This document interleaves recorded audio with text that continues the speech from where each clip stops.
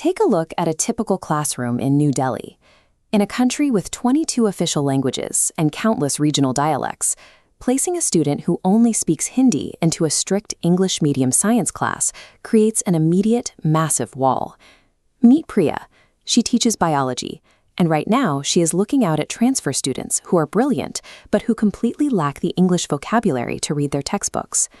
If she pauses her lesson to manually translate high-level cellular mechanisms on the fly, her vocal cords give out, and the entire class falls behind schedule. The government has rolled out massive national-level initiatives like Digital India to translate professional books across the country. But broad infrastructure rollouts do not solve Priya's problem when she has to stand up and teach a custom lesson tomorrow morning. She is stuck in what we call the Babel vacuum. If she uses a standard translation app to convert the whole textbook into Hindi, her students learn the science but never acquire the English terminology they need to pass their standardized exams. If she refuses to translate, they fail to grasp the science entirely.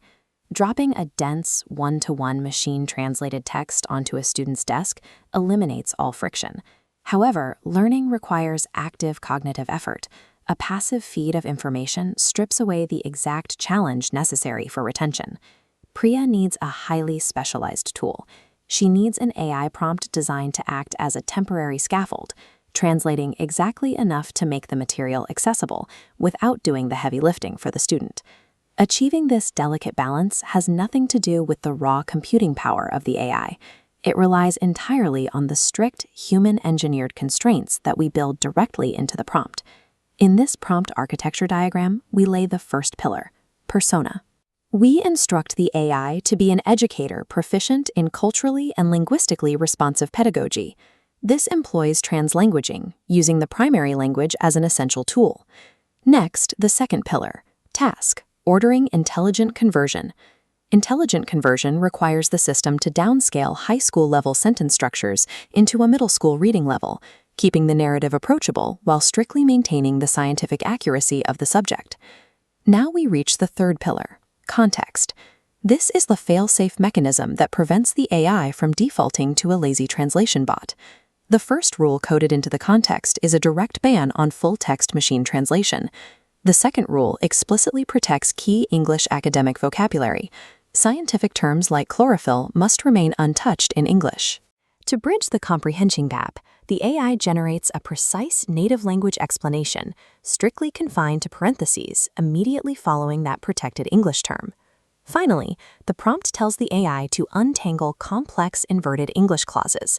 By sweeping away the dense grammatical clutter, we leave the student with a clean line of sight directly to the scientific concept. The final pillar is format. We have to standardize exactly how this information is presented, splitting the final result into 3 distinct outputs. The AI must first deliver a grammatically simplified version of the core text. Then it compiles a cross-lingual glossary that pulls out those protected academic terms and pairs them with specific contextual definitions. The third requirement builds student agency. The prompt asks the AI to generate bilingual questions for group discussions. This equips quiet, non-native speakers with the exact phrasing they need to vocalize their thoughts and actively participate. Look at what happens when Priya runs her lesson through this specific architecture. The dense English textbook paragraph breaks apart and reorganizes into a clean, scaffolded layout. The English word chlorophyll stays intact, supported immediately by its Hindi explanation in brackets. For a student like Raj, the bracketed Hindi text acts as a key to the English academic term. He can focus on the biological function of chlorophyll without getting derailed by the surrounding syntax.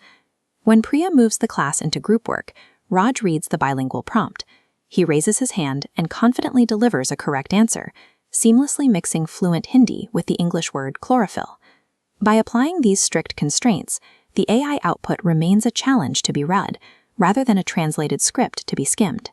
It narrows the student's cognitive load to the specific language gaps that matter most, allowing them to participate as peers in the classroom. Integrating frameworks like translanguaging into AI prompt design allows native languages to function as a scaffold for mastering complex English medium curriculum. If you found this breakdown of prompt architecture and educational design helpful, please leave a like and subscribe to the channel for more case studies. Next time, Priya faces a totally different pedagogical challenge. She needs to figure out how to use AI to dismantle a dense, metaphor-filled biography of Mahatma Gandhi for a student navigating severe dyslexia. We'll see you then.